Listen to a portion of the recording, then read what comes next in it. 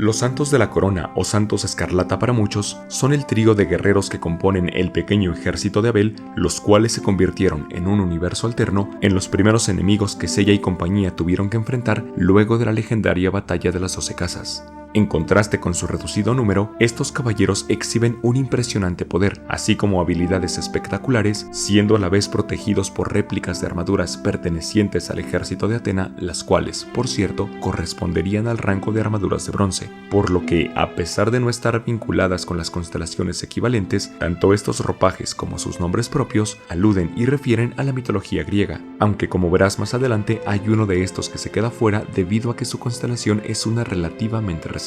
Por lo que, sin mayor preámbulo y trayendo de regreso esta gustada sección, te presento la mitología de los Caballeros de la Corona.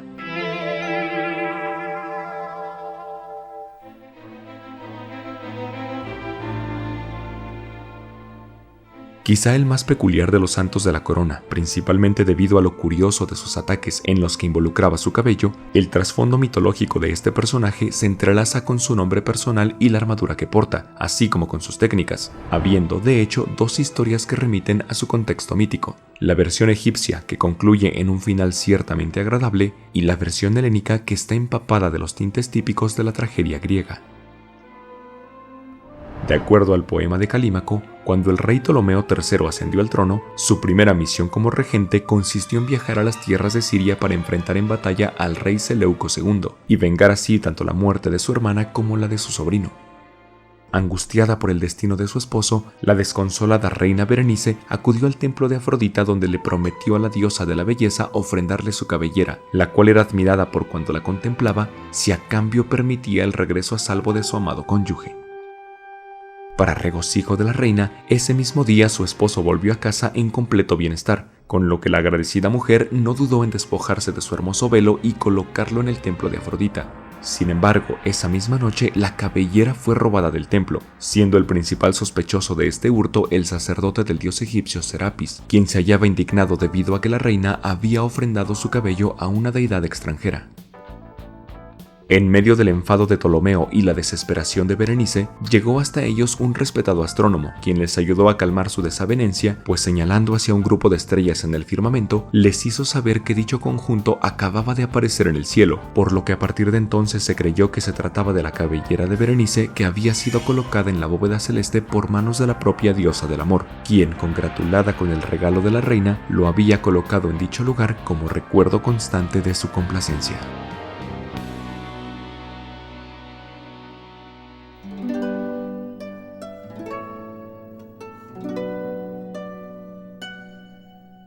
Ahora bien, cuando acudimos a la versión griega del origen de esta constelación, podemos advertir que esta contiene un desenlace totalmente trágico, pues nos cuenta la historia de dos jóvenes a quienes les fue negado su amor.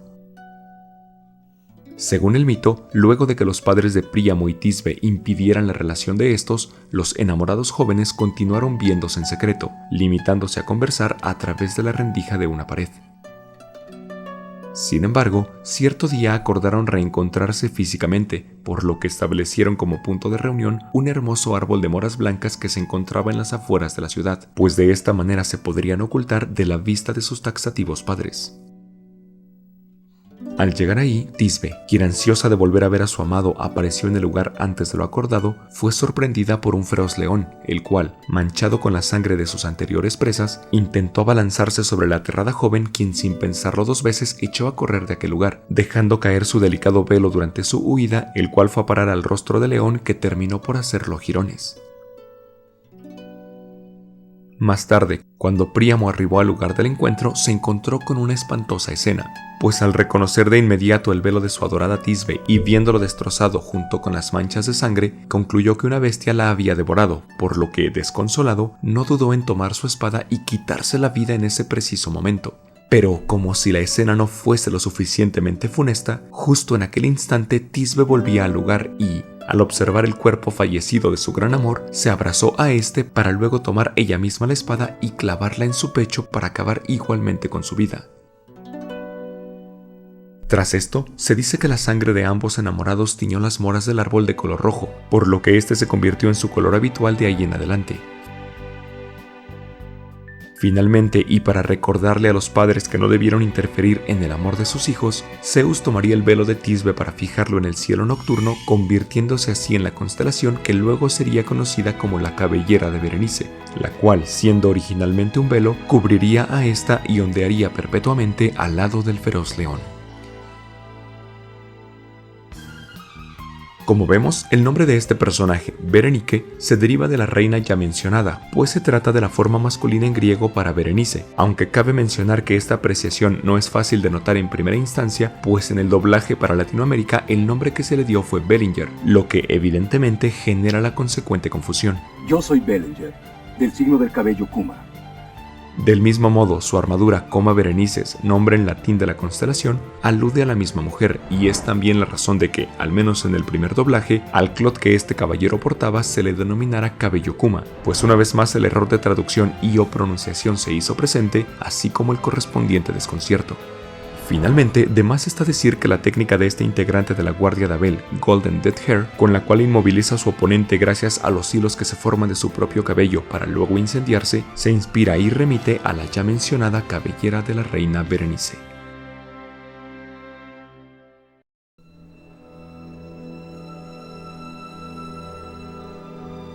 Siendo el más fuerte de los tres soldados de Abel, Atlas de Quilla o de Carina según el nombre en latín de esta constelación, posee un trasfondo mitológico sumamente interesante, pues a diferencia de su compañero que analizamos anteriormente, en su caso su nombre personal y el de su armadura aluden a dos historias completamente diferentes dentro de los mitos griegos.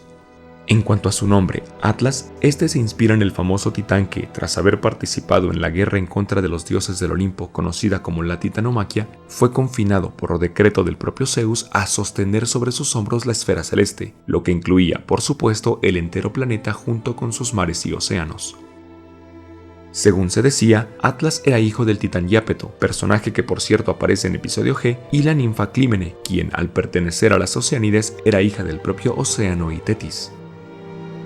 Se cuenta también que, mientras cumplía con su sentencia, fue visitado ni más ni menos que por Perseo, quien le regaló la cabeza de Medusa, lo que hizo que Atlas se transformara en roca, convirtiéndose así en la famosa cadena de montañas en el noroeste de África que lleva por nombre el del mismo titán. Aunque también se aseguraba que durante un encuentro con Heracles, cansado ya de llevar el mundo a sus espaldas, intentó engañar al hijo de Zeus para que fuese él quien continuara con dicha labor. Pero, aunque en un inicio sí logró que el semidios levantara el planeta, este último le devolvió el ardid, con lo que Atlas tuvo que volver a su agotadora y desgastante labor. En cuanto a su armadura, esta incluye una historia no menos interesante, pues la constelación que la representa, la Quilla, era originalmente parte de una agrupación de estrellas aún mayor conocida como Argonavis, que posteriormente sería dividida en 4 secciones: vela, popa, brújula y, por supuesto, quilla, y la cual hace referencia al navío del mismo nombre en el que Jasón, hijo de Esón, el rey de Iolcos, viajó a través del mar para recuperar el famoso vellocino de oro, el cual había pertenecido al elegante carnero dorado de quien ya hemos hablado en otros videos.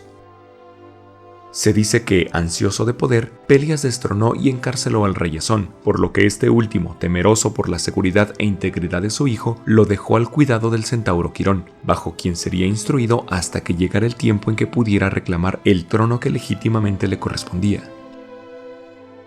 Llegado el tiempo para ello, Pelias aceptaría el reclamo de Jasón luego de recordar una profecía que el oráculo había revelado en relación a la persona que le quitaría el trono. Sin embargo, Pelias idearía una estratagema para deshacerse de Jasón, demandando que, para aceptar su reclamo, éste debería conseguir primero el vellocino de oro que tiempo atrás había desaparecido. De esta manera, Jasón encomendaría la edificación de una embarcación al renombrado constructor Argos, quien con la ayuda de Atena fabricaría el navío en el que tiempo después el heredero del trono se embarcaría para cumplir la misión, viaje en el que además un grupo compuesto por los más grandes héroes de la época, conocidos posteriormente como los Argonautas, le acompañarían para cumplir con esta épica travesía. Así, nombres como el de Asterión, Cástor, Cefeo, el propio Argos, Orfeo, Néstor y hasta el mismísimo Hércules figuraron entre aquellos que se aventuraron para recuperar el anhelado tesoro, Y si bien los hechos que ocurrieron durante el viaje, así como los acontecidos una vez que llegaron a su destino, son dignos también de contar, esperaremos al momento en que consideremos a los caballeros de Atena, que se les vio portar de manera oficial las armaduras correspondientes a las otras secciones del Argonavis para ahondar en dichas historias. Por lo que, si deseas que el siguiente video de esta sección abarque a estos personajes, los cuales aparecieron en el spin-off de Lost Canvas, no dudes en dejar un comentario solicitando esto.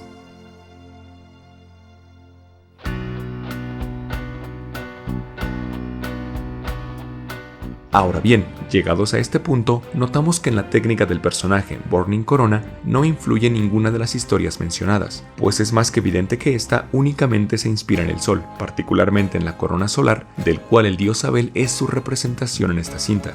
Por otra parte, existe también un dato curioso que es necesario señalar en este video, pues existen aquellos que piensan que es quizá el trasfondo mitológico el que le da explicación. Me refiero una vez más a uno de los errores de doblaje que esta vez aplicó en Atlas, y es que, como quizá recuerden, durante el primer doblaje de la película, este se presenta a sí mismo como Atlas de Carina que él. Mi nombre es Atlas, el gran guerrero del signo de Carina que él. Siendo este último término el que ha generado cierta confusión entre los fans, por lo que es preciso aclarar que la palabra que él es en realidad una mala pronunciación de kill, palabra en inglés que significa quilla, por lo que definitivamente no se halla una explicación adicional en la mitología, al menos no algo más de lo que ya se mencionó.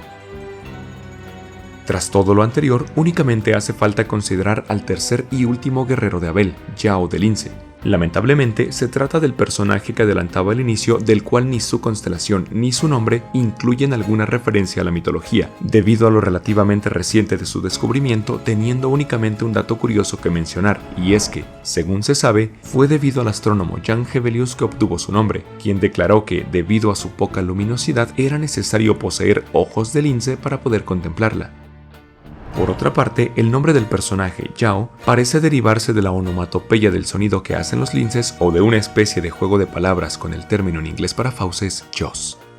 Así que dime, ¿conocías alguno de los mitos en los que se inspiraron los nombres y las armaduras de estos personajes? ¿Cuál de estos te parece que se aprovechó mejor? Leo tus respuestas en la sección de comentarios. Y si quieres conocer más sobre la mitología y su relación con Saint Seiya, aquí te dejo la lista de reproducción completa.